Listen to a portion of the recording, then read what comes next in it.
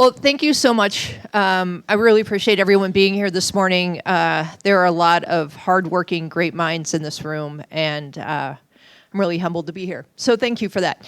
So my name is Christina Nicholson. I'm a co-op developer with Nexus Community Partners, and thank you. So I've been working in various iterations of cooperatives for 25 years, and it is exciting to see cooperatives grow in different sectors and start to build alignment around equity, community care, and development that is on the ground and serving the communities that they are a part of. So as we all know, in the last few months, democracy is really easy. And so, right?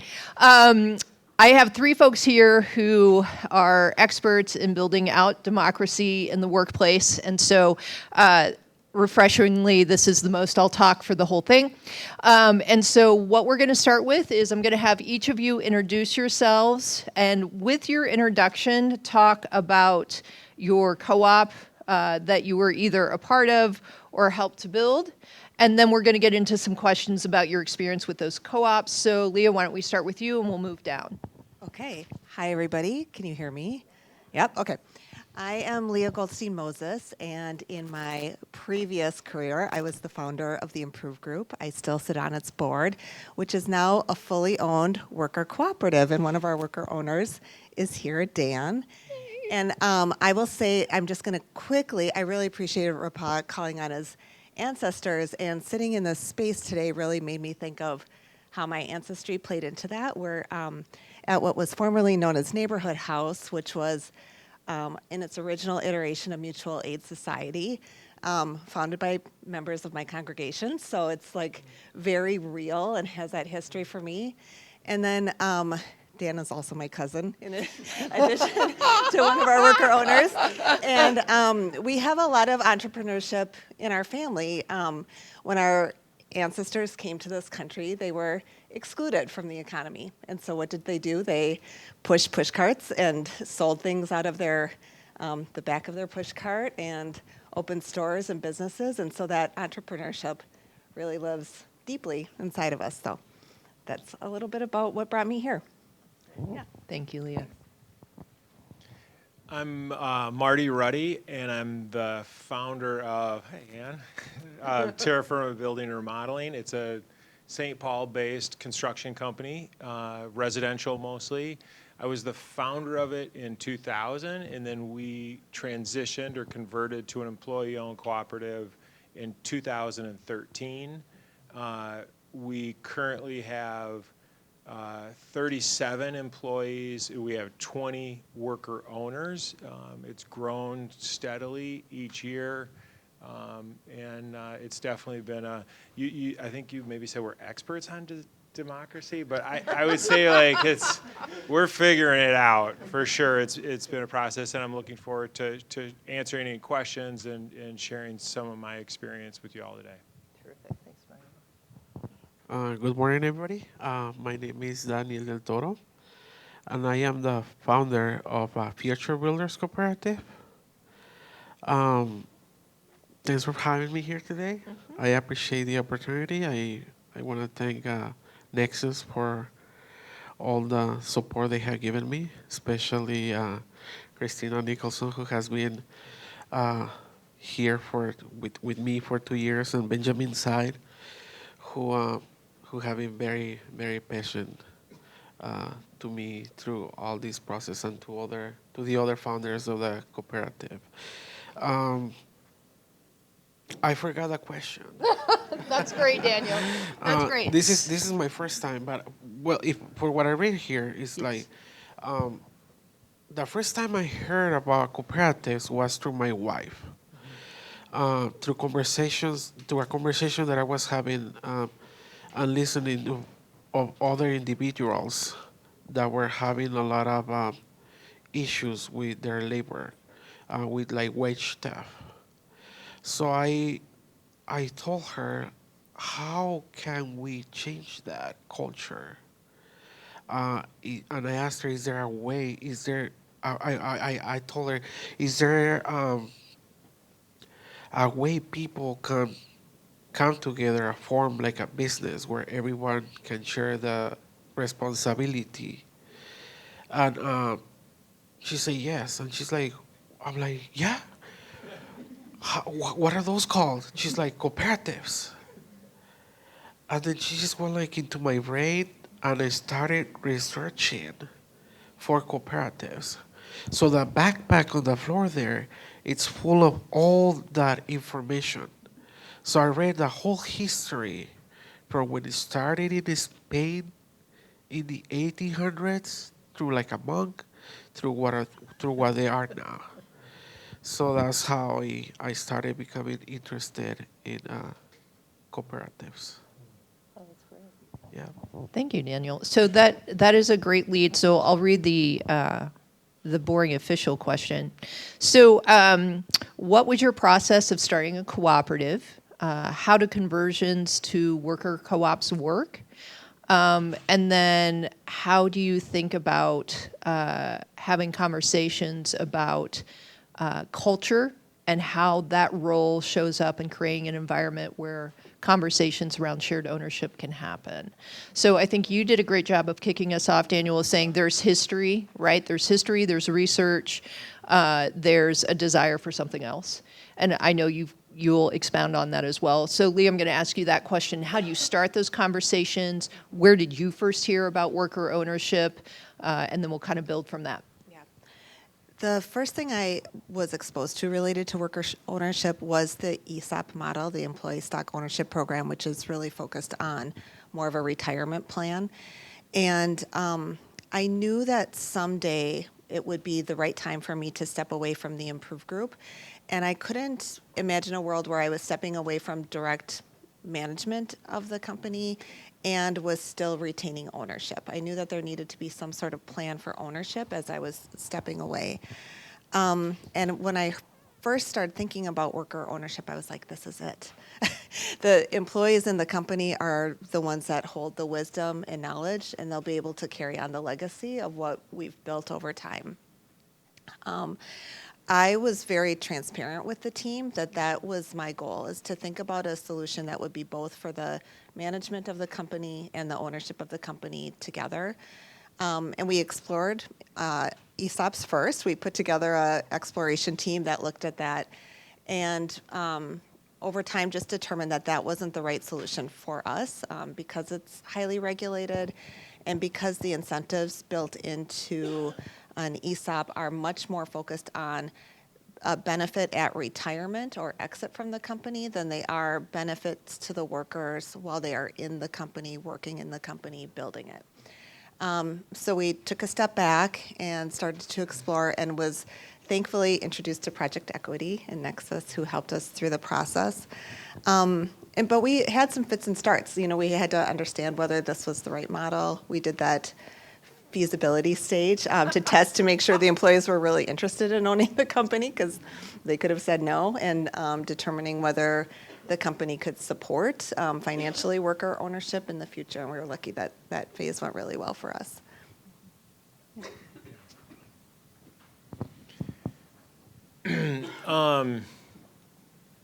Yeah, I guess we started exploring it probably in 2011. So like I said, we did the conversion in 2013. So it takes a couple years. That timeline might be a little faster now. I wish I had known about Nexus in 2011. I think your outreach is bigger now, but I didn't know about Nexus then. I felt like I was really kind of finding my way in the dark, calling people in other states. There was an addendum in the back of the first book I read about it, which was called The Companies We Keep, which is by John Abrams. It's a wonderful book on co-ops and employee-owned co-ops, and that was really the book that we used as our blueprint. Margaret Lund also helped us quite a bit. She's a name that some of you might be familiar with. She's in Northeast, and she was a guide for us during that process. I think you need somebody who's willing to be a guide. At least we did. there's a certain amount of risk involved, but I think most entrepreneurs are pretty comfortable, and that is their comfort zone. Is, hey, I'm going to take a leap, and I don't really know where I'm going to land, but it feels right. So that was certainly part of that experience. So it was twofold, probably. One was a personal benefit. My wife and I had seen a counselor named Ruth Hayden. She does finances for couples. Yeah, I love her. Yeah, like she's great. Yeah, she's awesome. So she's wonderful. I don't even know if she's working in St. Paul anymore. She's retired. She's retired. Okay, Ruth's retired. Rest in power, Ruth. Yeah. So she said, oh, most successful entrepreneurs I see in here are on their second or third marriage. They're estranged from their kids. And I was with my first wife and current wife, and I was like, I don't really want that to be my path. And I was going down that road. I was a workaholic. I was very invested. I didn't intend to be. I never really wanted to work that much, but somehow that's what I was doing. And you're nodding your head, yeah. So how do we share that responsibility like Danielle talked about? That's really what it was about. Like, how do we share that responsibility and the burden of a successful business and share the wealth and the opportunity at the same time? And so went through the steps of asking some of the employees, some of the key employees, hey, is this something you're interested in? Then kind of expanding that conversation further and further. But that's how our journey started. Oh, that's Yeah. amazing. Thank you, Marty. Daniel, I'm going to ask a slightly different spin that you brought to me this morning when we checked in, which is really talking about the role of immigration when it comes to labor and workforce and how that shaped your thoughts around the cooperative. So kind of just more on what you were just talking about. Okay. Sorry.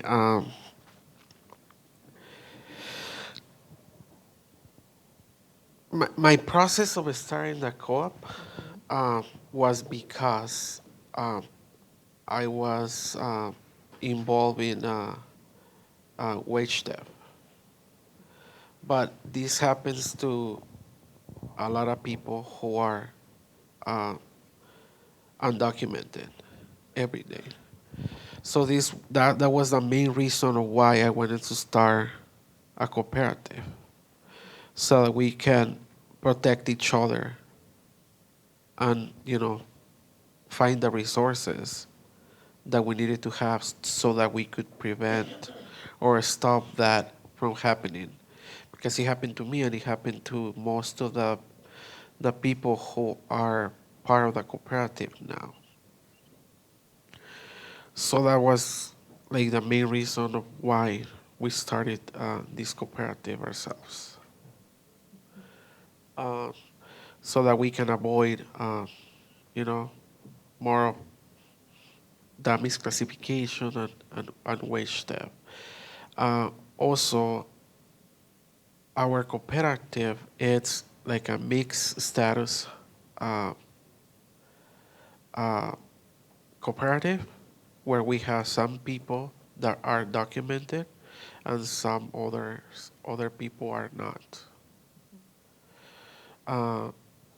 So it has been a very complex process, difficult. We have been doing a lot of research and work on what does that look like for folks who are undocumented, who want to be part of the cooperative and owning a piece of the work that we do.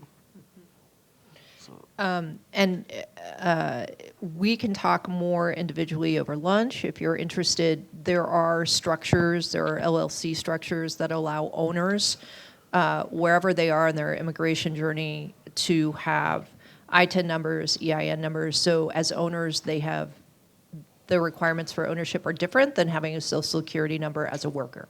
So we can definitely get into those conversations. I think when we talk about equity, we're not just talking about equity for some, we're talking about equity for all. And so, Marty, to your point, and Leah, I think you touched on this,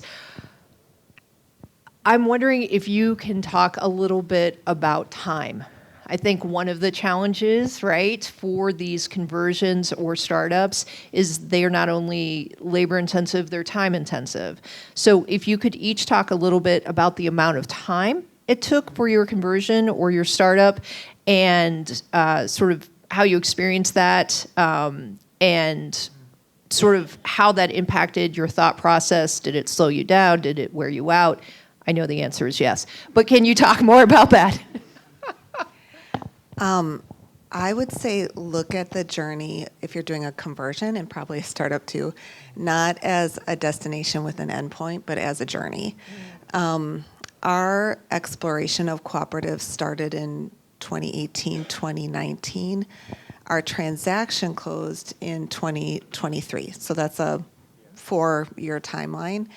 But there were many steps along the way, and I would say I'm guessing the co-op is still probably evolving. I still have a board seat, and we've just completed our first year as a board, and that's been a journey too, learning what it's like to operate a board that's in charge of the governance and well-being of the company, and I'm guessing that journey is going to keep teaching us new things and inviting new learnings.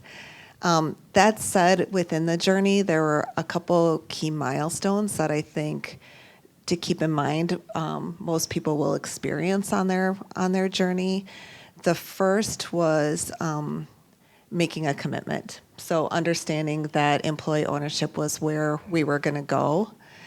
The second milestone we reached was determining that a cooperative was the right model for us. And then that was followed by things like preparing the bylaws, understanding what the new cooperative would be, negotiating the transaction, transitioning some of the management responsibilities that I was still holding over to others. So there were some really significant milestones along the way. So when you talk about the timeline, I hate to give it some starting and ending dates because it was a long process. Thank you. Yeah, that's a great metaphor of it being a journey. I would definitely agree with that. Like I said, ours was a couple years from the point it may be a couple years plus, from the time we started talking about it to the time we actually closed. So it's a point making, like there's a closing date. Ours was October 31st, so our anniversary is coming up. We're very excited about that. There's bylaws to write. There's a whole thing about who gets, yeah, hey buddy. At some point, I would say just get something on paper. I mean, you can change the bylaws. It's not super easy, but it takes us the bylaws will stipulate how do you make that change, and we're still learning like what do certain things that we said back then mean. I mean, it's kind of like the Constitution. Like you just keep revisiting. Like, well, what did we mean when we wrote that, and does that even apply anymore? For us, you had to work for the co-op for 4 years before you were eligible to become an owner, and that's still the case. And some people felt strongly it should be longer. Some people felt it should have been lower. The buy-in amount was a piece of conversation. Like, what should that buy-in amount be? And that we still revisit that. And every year, it's a robust conversation where people feel there shouldn't be anything at all. Or some people are like, no, it should be way higher. I mean, this is a crazy amount of patronage that people are getting back every year in comparison to what the buy-in amount is. What are the qualifications to become an owner? There's the benchmarks, which are you have to work 3/4 time, you got to have 6,000 hours over 4 years. But then there's what is the commitment to the values of the company? Really, what does that really mean? That's where you're really getting into the weeds when you're talking about this. So it's a journey in the conversation about, who should be an owner, what are the values of the company, how do we embody them? Those keep growing, and that's definitely the most rewarding part of the whole journey is leaning into that more and more. That's right. That's a very deep and profound question. For me, when I started thinking about cooperatives, I started thinking about them like in 2015. I used to own my little own like maintenance cleaning company myself.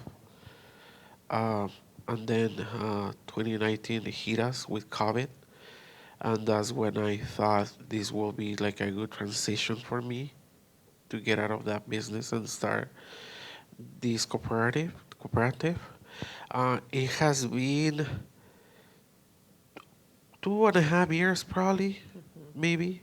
We had Christina and I, Benjamin, had prior conversations, but I wasn't there at that point because I don't have like a former education until I went to Central College to study solar renewable energies.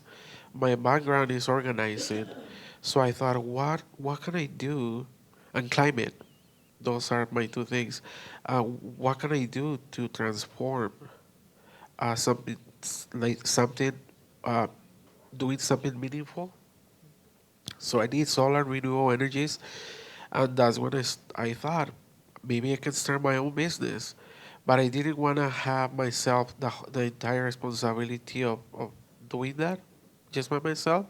So I thought of other people that could join me and be part of it. So yeah, it's been 2.5 years. Uh, it has been very, very challenging, like I said, but very rewarding. Uh, I will do this again without thinking, to be honest to you, because I have grown so much as a person. I would never thought of seeing myself uh, sitting in a panel like this before. But I'm glad that I'm here, and that's how much I have grown with my peers too. Uh, we have we have faced, like I say, those challenges of having mixed status people in the cooperative, plus the language. Some of my former founders speak no English, so writing those bylaws, those that like our workbook was the toughest, and it has been the toughest. But we got it, we made it happen, and like Marty said, they have changed. One day we had Christina Benjamin, getting us to the right direction, and we were like yes, but then someone will be like, I don't like that, Yep. and I'll be like, oh God. And I will just tell Christina, please don't leave me. I will just grab her by the feet and Benjamin and say, please don't. give us the opportunity. So that's why I say and acknowledge their hard work and being with us all this time. But now we are to a point where we just need to find our first client, because everything is done. Our bylaws, our workbook, we are registered with the Secretary of State. We have our insurance ready. We just passed. One of our members passed the test for Shut up. Did she? yes, yes, Oh, for the yes. construction. Awesome. Well done. So we Well can done. we can start now. Bidding uh, for work ASAP. So 2 hardworking long years, but it's like I say, it's worth it, and I will encourage people to take that step. I do really want to see more cooperatives in Minnesota, because they're just beautiful in every way. You're your own owner. You can make your own rules, your time, uh, and all of that works. So yeah. That's Thank you. amazing. Thank you, Daniel. I'm so excited she passed that freaking test. Oh my God. To be continued. So it is beautiful. It's also really complicated, not unlike my dating life in college. So let's talk a little bit, right, about culture of ownership, because I think that's a key part that you've all brought up. So here are the questions around that. What does having a culture of ownership within a business look like? What are some of the pain points in developing that culture? And could you each highlight an example of your work where building a culture of ownership made a difference?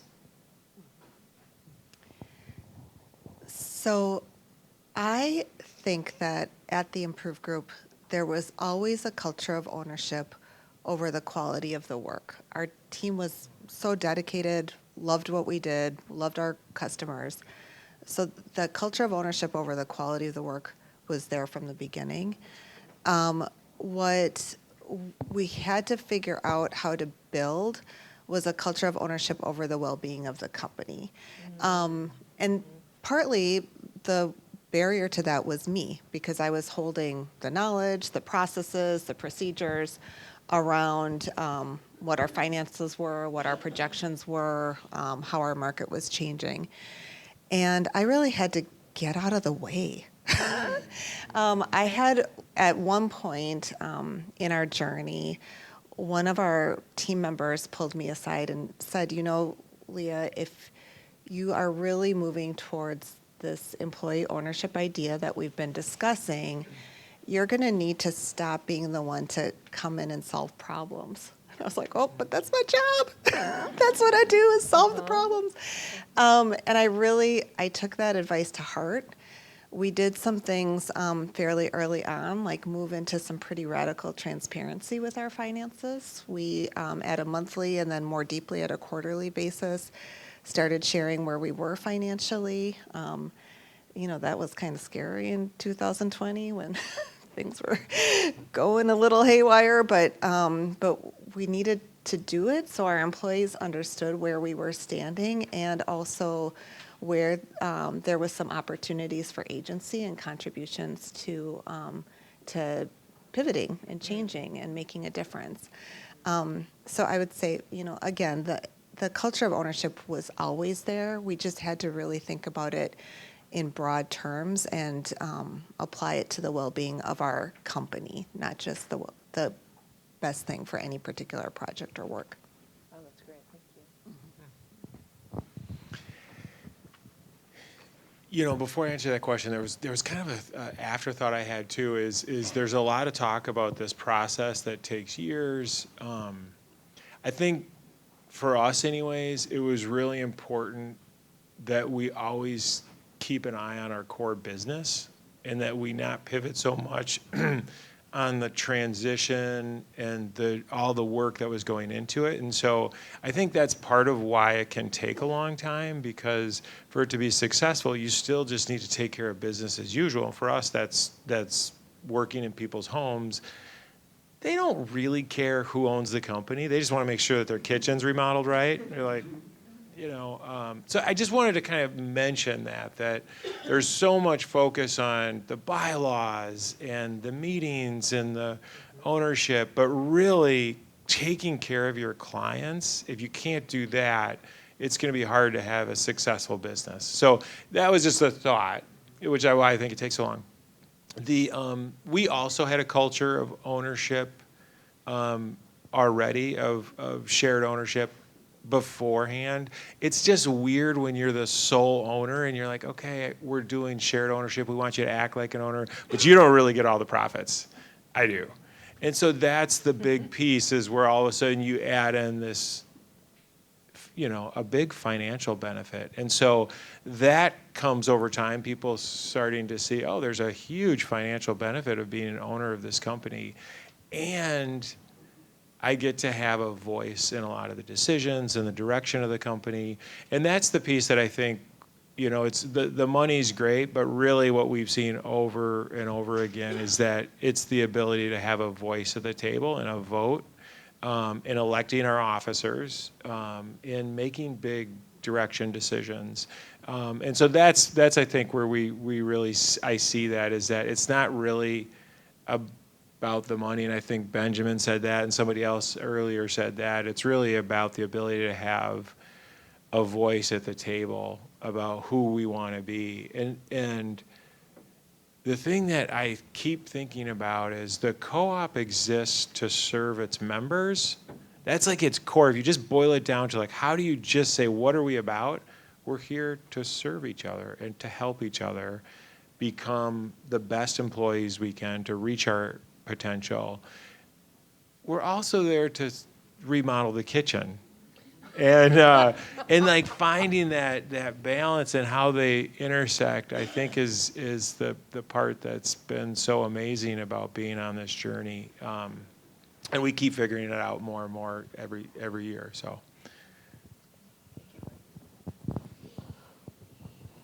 Right. You're great. So really, I'm gonna prompt a little bit just because we've been together a minute, Daniel. We Yeah, have. And yeah, you're we leave- have. you- I'm very excited about the Kinson year and later this you're fall. leaving me soon. Yeah. So so thinking back to when you first started this work, and thinking about the folks who have come in and out through the process, like I think about you and Fernando as being like two of the key sort of foundational members. When you think about this idea of a culture of ownership, how have you talked about that with folks that are now founding members of the co-op? How did you talk about culture of ownership with them when you were talking about it? Because every single person at that table has talked about it in some way. Right. Um, when I talk to the members about the cooperative and being honors, um, it was tough for them to comprehend or understand, um, because in our culture, at least in my culture, the Latino culture, it's all about you being the worker and providing the services always to people. But owning your own business was like, what? Are you kidding me? Is that even possible? I'm like, yes, it's possible. And I can, have you meet uh, the owner of your own work. Um, it was painful. In the process, I lost 3 to 4 people because this takes time, and these guys thought that it was just like, let's just get together, let's get out our tools and let's put our bells and let's just go to work, you know. Um, so it wasn't. It hasn't been easy. Luckily, I have really good people in our team that are good people that have been doing this work for many many years, and they have always wanted to have their own business, and they saw this as an opportunity to own it and to share the responsibility with other people, because uh, most of the people I work with, they don't have, like I say, they don't have a formal education like me. They they they don't have the tools that sometimes are required to develop a business. Many times they just have their money and say, okay, here's my share. Let's do this. Let's buy materials and things like that, and let's get that work done. But doing this has been a challenge because I have to teach them, you know, uh, and I have to show them how we could, find good people, good partners, good organizations that can help us get through the process. But I told them it was gonna take maybe 2 to 3 years. Some left, but some, like Fernando, or yeah, Fernando. Like Fernando. Yeah, like Fernando. Yeah, he was the first person that I brought to the cooperative, and he is still there. And he understood that because, like I say, he has always wanted to own his business. Uh, but like I say, he didn't have that technical assistance on how to do it, and you know how to find a lawyer, how to find like a project manager, and all of that. And he just stick with us with with a cooperative, but now he's learning, and he knows that there is technical support that we can have. So. Thank you so much. I appreciate that.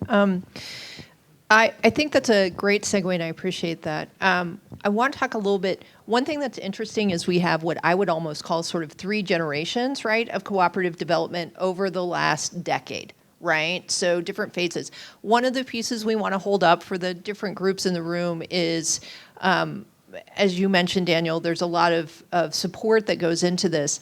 One piece is government. Right, so for us, the local fund that we currently have is available through partnership with City of St. Paul, federal ARPA dollars. I'm curious from each of your perspectives, I guess I'll ask you to talk about this in one of 2 ways. One, is there local government or government structures that have supported your cooperative development along the way? And or 2, when you put your transaction together, how did you think about your capital stack for that transaction? To me, the reason these are related, right? The local fund is a fund. There's money involved. So I'm curious about government participation and also kind of thinking about your capital stack, because I think there is some overlap in those 2 opportunities. I have a little bit of a unique take on the government perspective, not as a funding source, but as a customer. So a pretty big segment of the Improved Group's portfolio is in government contracts. And one of the things that the Improved Group was facing as it converted to a co-op was loss of our ability to compete on some government contracts as a registered women-owned business. I went from being the owner to a group of owners who actually happened to be majority women, a greater proportion people of color, but that wasn't necessarily going to be recognized in our government contracting. And we were very lucky to work with some of our customers to ensure that the Improved Group was able to keep its status and help us continue to compete on those government contracts. So I would say that one way that government can participate in the success of co-ops is to ensure that their policies are encouraging them to do business with cooperatives, to put their money where their mouth is and put those contracts there. Our financing stack did not include any government financing. We had 3 sources of capital for our deal. The first is the cash within the business that the business had generated over the previous several years of our success. So we had held on to that cash as part of the way to finance our transaction. The second way is we got financing from shared capital, which I think is here. Yep. And they funded probably, I'm going to get my percentages wrong, but maybe 30% of our deal. And then the last was I financed as the seller. So that meant that the Improved Group holds a note to me that's payable over about the same terms as the shared capital loan. And that is about maybe 15% of the deal. So we had 3 sources of capital for that transaction. And one of the reasons that capital was important in our transaction is because I was exiting. So there wasn't this kind of ongoing assumption that I'd be earning income from the business. So as part of that exit, as we heard in the beginning, I wanted to make sure that I was getting a fair market value for the business. That's great. We didn't get any government programs or that I can think of. We worked with Prairie Capital, who they were based out of. Did you work with Prairie Capital too? They did the valuation for us. Okay. So we had and I was the seller, and I was selling to 8.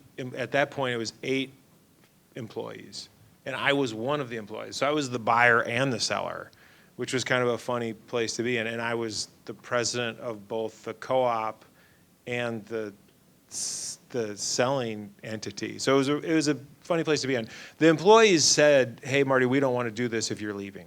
So it was clear, like, "Hey, if this is your exit strategy, we're not doing this." Like they wanted me to stay.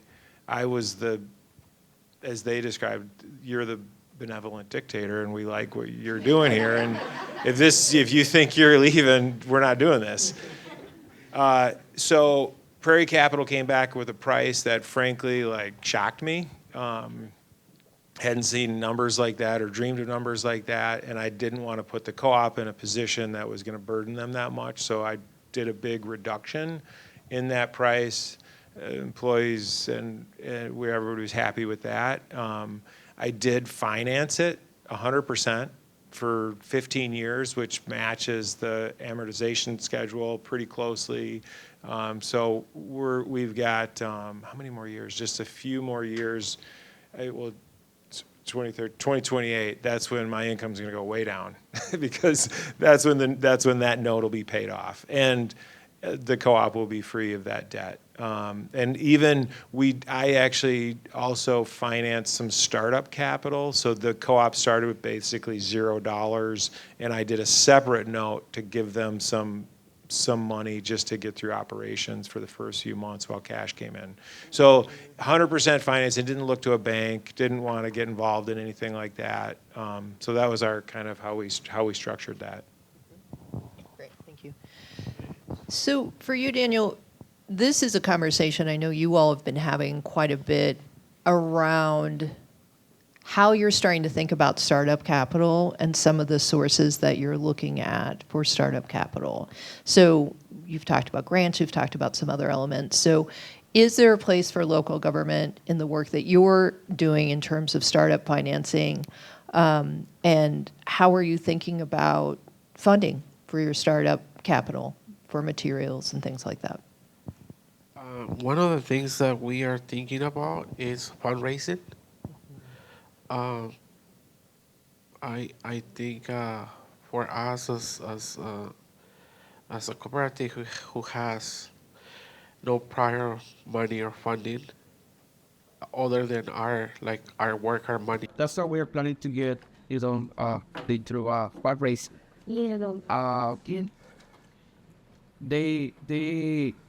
Our local governments, yes. So our local government is helping us with technical assistance.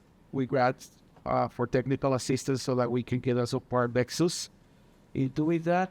But we still have a lot of gaps in there, and I'm sure there is a lot more things our local government can do to help fund more of these BIPOC cooperatives, where we can, try to get loans on the beginning with a low, what's the word, APR, or maybe even a forgivable loan, right? Mm-hmm.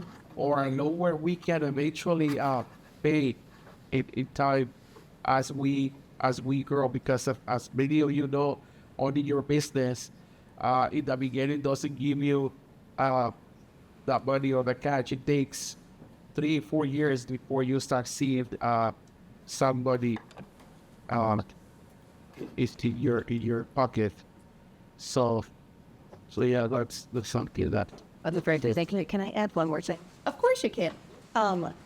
I loved hearing these stories, and there is one additional important way that the public sector supports cooperatives, and that is through tax breaks that they give to sellers who are selling to a cooperative. So while I sold at market rate, explain that in close, we did have a valuation, and I sold at a percentage below that valuation, about 30%, but that I was able to benefit from some tax breaks that are at the federal level that are almost equivalent to the. So there is a really important way that the public sector supports cooperative conversions, which is through that tax break, which allows the seller to sell at a discounted rate to their employees. Oh, that's great. Thank you for that. So I know we've got about 10 minutes left. I can psychically feel Jennifer somewhere. I see you, Evan. Evan, I'll get to you in just a moment. I think I'm going to ask one last question and maybe keep it brief, and then I do want to open it up for questions because I think that's an important part of our shared learning today. So my last question is, Lee, I know you've been talking with a lot of folks. How would you describe becoming a worker cooperative to another current business owner? How would you explain it to them? How do you think about it now? Would you encourage them to do it? Would you encourage them with some caveats? How would you think about it? I would encourage it 100%. So, good job, Leah. Thanks for joining us today. I would say that for me, when I was thinking about what the benefit of a cooperative is I really dialed up that dial on legacy. I can see the team growing, building, taking on new things that I hadn't even imagined. It's so exciting to see. And I would say, to us business founders, us entrepreneurs, we have a healthy ego. So seeing something that you created live on its own in that legacy, it's just beautiful. So I'd 100% encourage it. Constantly. I would as well. I mean, seeing your employees and co-owners reach a potential that I think that, if they weren't necessarily owners or in that structure where they have so much say and so much ability to create and make the workplace their own, I don't know if they reach that same potential, honestly. It's hard to say, but I've just seen people flourish, and to see people work together and learn how to have hard conversations together, to learn to look each other in the eye and say, I respectfully disagree with you, but I really am committed to our cause together. Let's work through this. That's a conversation we all want to keep having, right? And so that's the beautiful part of seeing democracy work in our society with all the other noise that's going on and the news and stuff. So it's wonderful.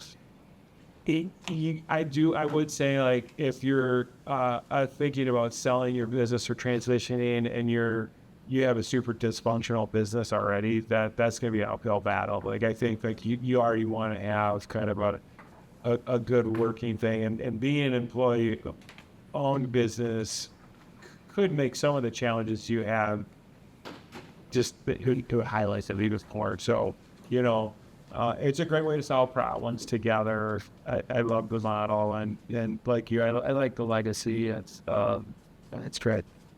So, yeah.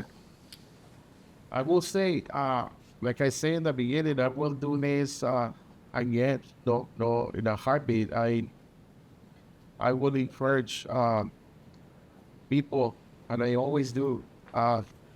For me, most of the responsibility it lands on me. Like I say, because most of my peers have no prior knowledge of, how to do some of the paperwork and things like that. But I have seen them grow too myself. I see that grow. I see them taking the risk or lifting their hand and saying, "Hey, I will do this. I will go and take the test myself, right? I will try to find this information. I will try to do that." So most definitely, I will do this. No, in a heartbeat. I wouldn't doubt about doing it again. That I keep doing it, even if it takes me to do most of the work. So I think that the universe has granted me the opportunity of having these beautiful people as founders, because they're all beautiful. They just needed these to believe in themselves. They do now. They're growing so much. They're living aside their how will I say, their fears, you know, their fears outside. They believe in this project that I'm very lucky, to be honest, of having, like I say, people like Nexus and my peers. They're really good, so have them. Thank you, Dan. Let's open it for questions. Evan, we'll start with you and then other questions. Sure. So my question, first of all, thank you all. I love hearing these testimonials because y'all are the best advertisement to the work. But you all are what I would characterize as very mission driven, right? And we in our work at Project Equity segment business owners, mission driven, mission aligned, mission adjacent, and those are just our bottom line focus. And so my question to you, you all are drinking the Kool-Aid, so to speak. But if you were to recommend, right, cooperative ownership, shared ownership to a business owner that might be at one of the other ends of the spectrum, that's maybe mission adjacent or bottom line focused, and I like your comment, Leah, about the tax benefits. That's tax code 1047 is the new tax nerds. 1042. Thank you. 1047 is real estate, right? That's right. Okay, the nerdometers at 14.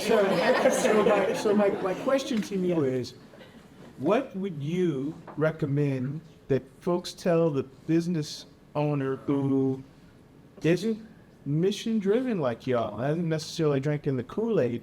What would you tell them to tell those folks is the reason to do a workaround model? Okay, in addition to the tax benefit, which is significant, some of the things that were talked about in general terms around the company is more stable, the employees earn better wages, it's more likely to be profitable. Those are all true. And as the owner that's thinking on transition, you can think about, my company is going to grow in this way, and do I want to have an ongoing participation in that company? Because I can see when we convert to employee ownership, I'm going to have that new lever to pull for the growth of my company, of that sense of shared ownership and shared responsibility. As part of my transaction, one of the things we considered is something called an earnout, which is a little bit different than a loan. It's this idea that part of my sale would be financed in the terms of a proportion of profits over time. And I kept saying to my inner circle of advisors that, because we were keeping that earnout very small, was my hope for myself was to have money in the bank earlier. And my hope for the company was that it made me regret not taking that earnout. And I think it's only been a year and a half, but I think they're already on their way of making me regret that. But different owners can structure it however they want. And there's a lot of flexibility there, a lot of opportunity to negotiate with people that you care about and that you really trust to have the well-being of the company in mind. So, Good. All right. I want to be respectful of time, get us back on track. It's 11:30. Can we give these fantastic humans?